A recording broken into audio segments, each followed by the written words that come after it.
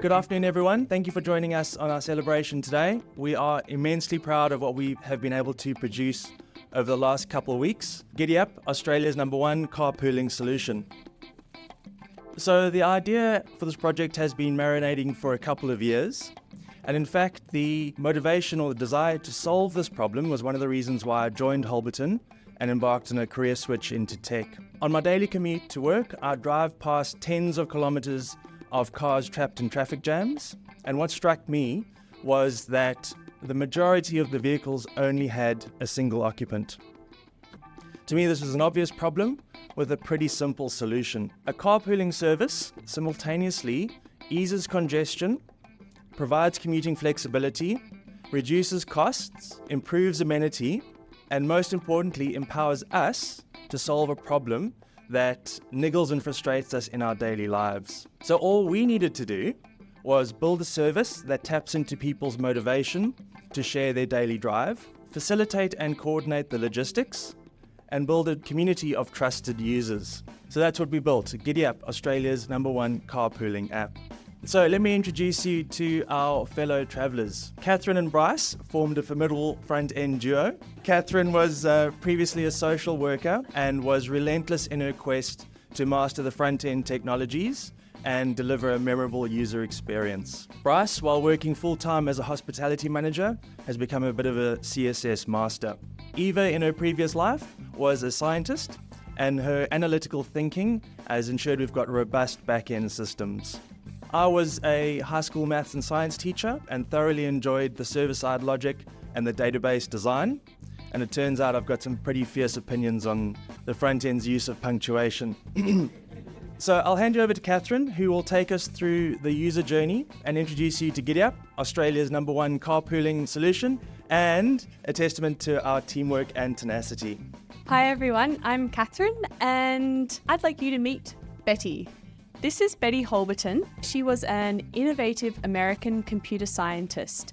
Our school is named after her, and her many inventions underpin much of technology today. But actually, I want you to meet someone else who is inspired by Betty Holberton, and that is Betty the Seahorse. This is a representation of our principal user story. Betty may look like a cartoon seahorse, but in fact she is an environmentally conscious working professional who commutes to Melbourne. She values social interactions and she is keen on reducing her carbon footprint.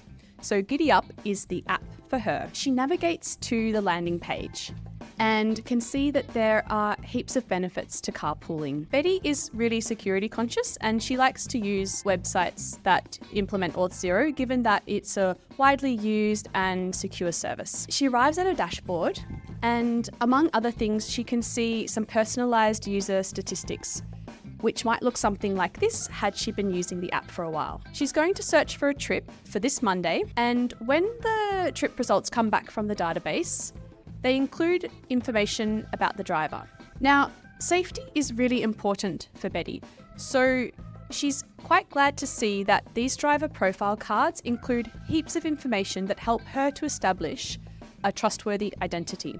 Things like name, photo, LinkedIn link, ratings, level of engagement with the app, but most importantly, it states whether the driver's profile is verified or not. So for full verification, the profile would need email, phone, and license to be verified. When she books a ride, the dashboard updates to display the booked trip, and the card now contains the driver's phone number so she can be in contact with them.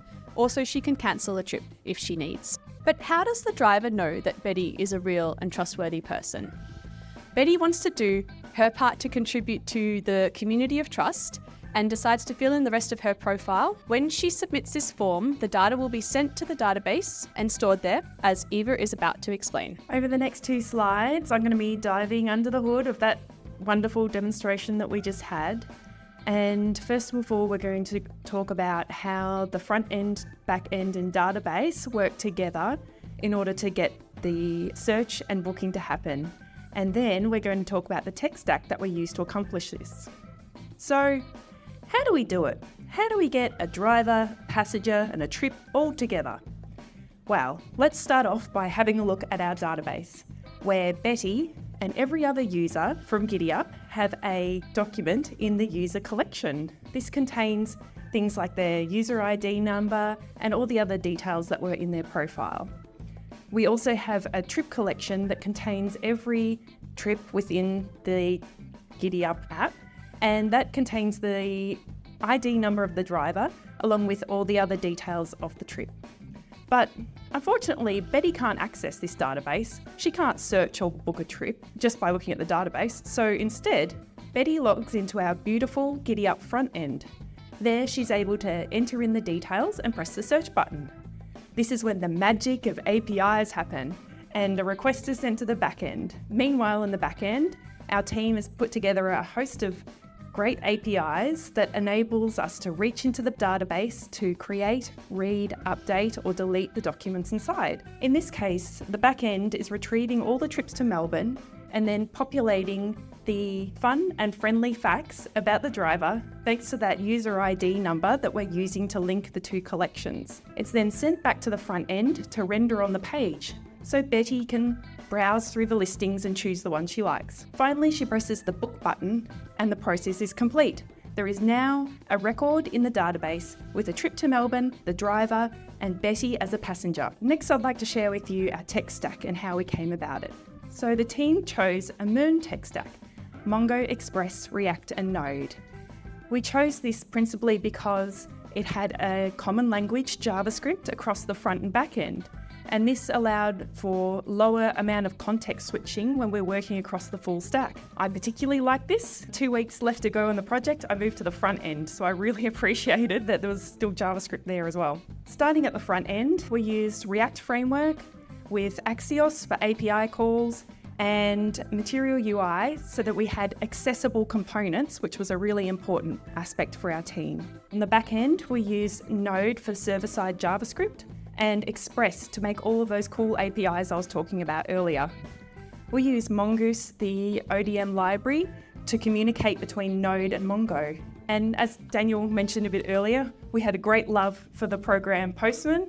It really sped up our early stage development because we were able to build and test our back-end APIs before we even had a front end. We decided to go with a non-relational database, MongoDB, because it's so flexible and we weren't locked into any particular structure, which is really good for building things on the fly.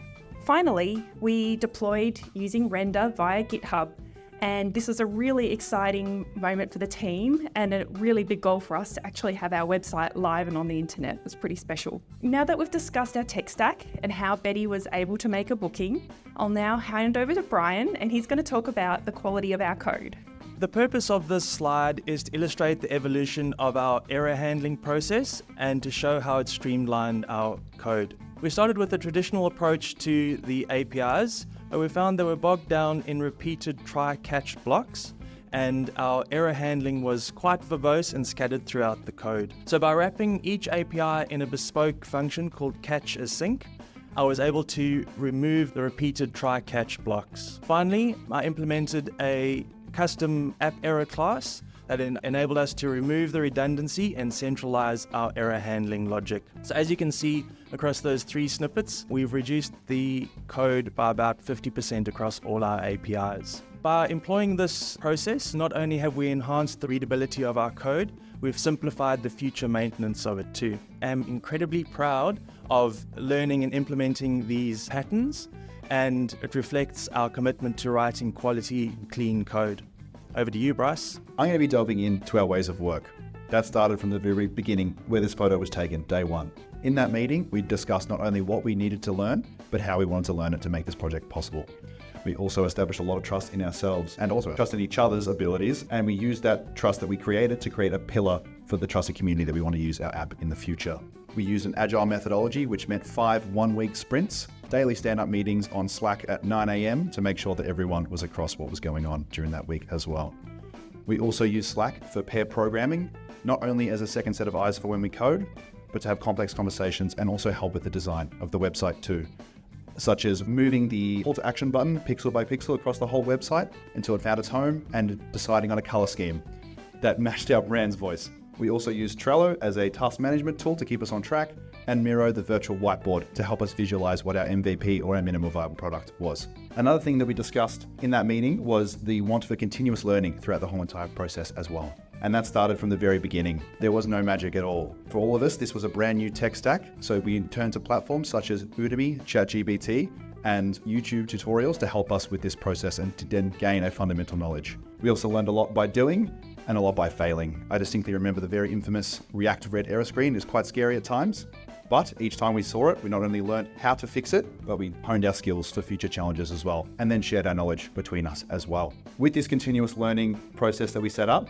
I'm very surprised my laptop is still in one piece, so it's now perfect for me to speak on the challenges that we faced to almost cause my laptop to break. Some of the technical problems that we faced throughout this whole project was not having a fully fleshed out wireframe plan from the beginning about the design of our website. This meant that we were designing, implementing, and learning these technologies all at the same time.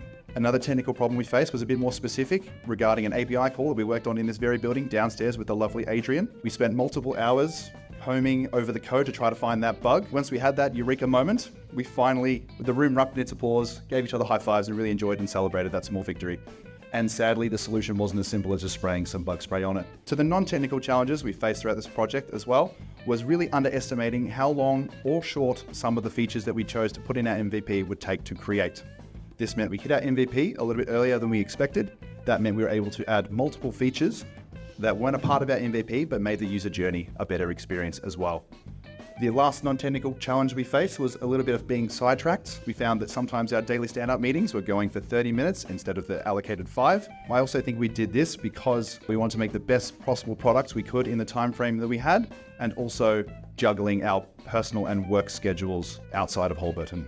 With all the technical and non-technical knowledge we gained over this 5-week period of time, we all felt that once we hit our MVP, we were capable to recreate the entire website if we wanted to in a mere 10 days. So if anyone has a bunch of money and needs a web app developed in 10 days, you know where to find us.